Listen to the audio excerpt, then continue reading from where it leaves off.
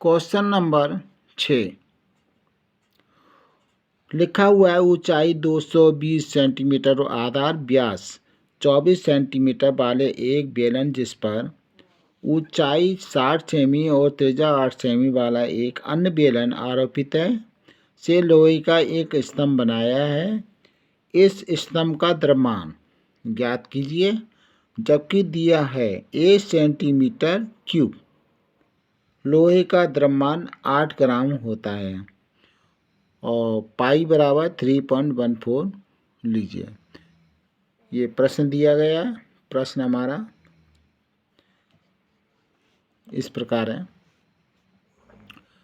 अब हमने क्या किया, पहले एक बेलनाकार बना दिए गए, बेलन बना दिया गया और उस बेलन के ऊपर एक अन्य बेलन उसको भी आरोपित कर दिया है।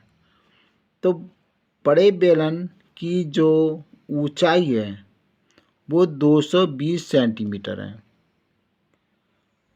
और आधार व्यास 24 सेंटीमीटर है।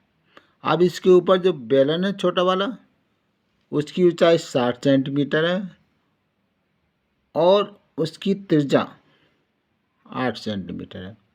तो पूरे इस प्रकार स्तंभ बनाने में कितना लोहा लगा, माने ये निकालना है।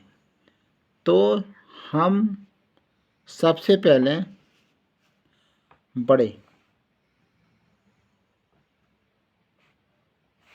बड़े बेलन की ऊंचाई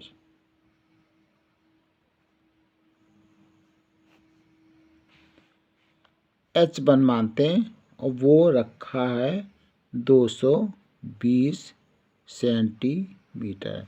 यानी बड़े बेलन की जो ऊंचाई है जो क्वेश्चन में दे रखा है 220 सेंटीमीटर है और व्यास, इस बेलन का व्यास दिया गया है 24 सेंटीमीटर है। तो हम इसकी त्रिज्या निकालते हैं। तो जो त्रिज्या होगी वो व्यास की आधी होगी यानी 24/2।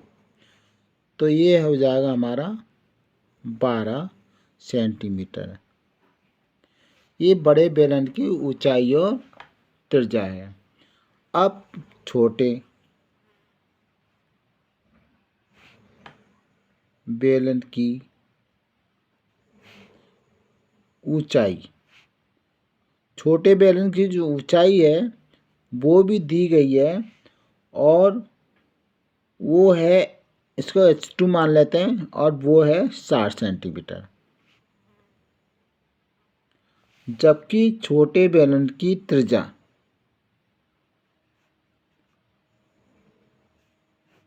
इसको R2 माना और त्रिज्या दे रखी है 8 सेंटीमीटर।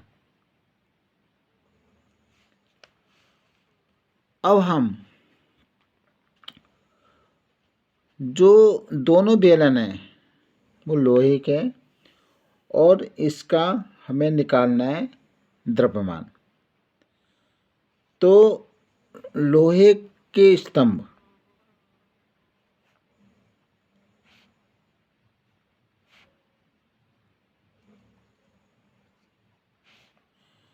का आयतन निकालेंगे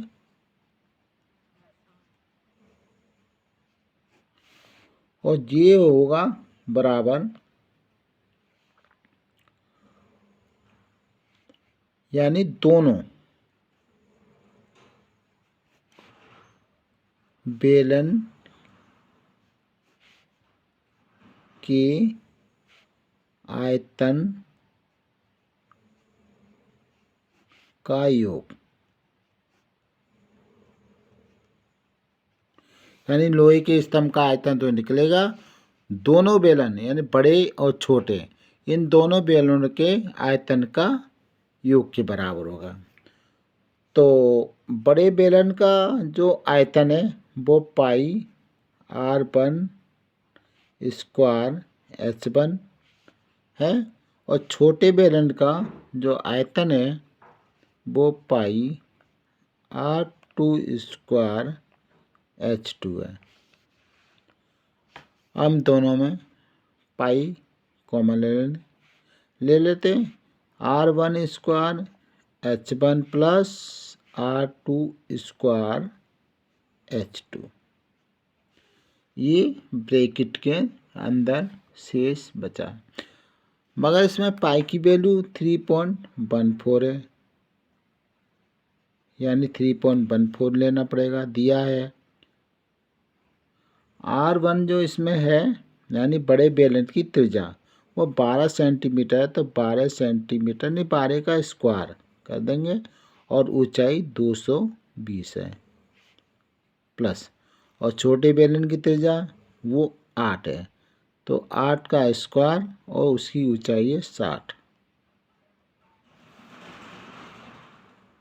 3.14 12 का स्क्वायर 144 गुणा 220 प्लस 8 का स्क्वायर 64 गुणा 60। अब इसको सॉल्व करते हैं। 3.14 144 और 220 का गुणा करेंगे तो हमें प्राप्त होगा 31,680 प्लस 64 का 60 में गुणा करेंगे तो होगा 3,840। अब इन दोनों को प्लस करेंगे तो 3.14 दोनों को प्लस करेंगे तो आएगा 35520, यानी 35,520। इन दोनों को जोड़ने पर प्राप्त हुआ और 3.14 का इसमें मल्टीप्लाई करेंगे। मैंने पहले से मल्टीप्लाई करके रख रखा है, वो है 111532.8 सेंटीमीटर क्यूब, यानी ये इसका आयतन निकला है। मगर क्वेश्चन में दे रखा है कि 1 सेंटीमीटर क्यूब जो है वो 8 ग्राम के बराबर है, तो हम ये जो आयतन दे रखा है 115332.8 इसमें कर देंगे 8 का गुणा, तो गुणा करने पे हमें प्राप्त होगा 892262.4, यानी ये इतना ग्राम हो गया। अब हम ग्राम को किलोग्राम में चेंज करेंगे तो इसमें 1000 का भाग और देना पड़ेगा, क्योंकि 1 किलोग्राम में 1000 ग्राम होते हैं, तो इसमें हमने 1000 का डिवाइड कर दिया।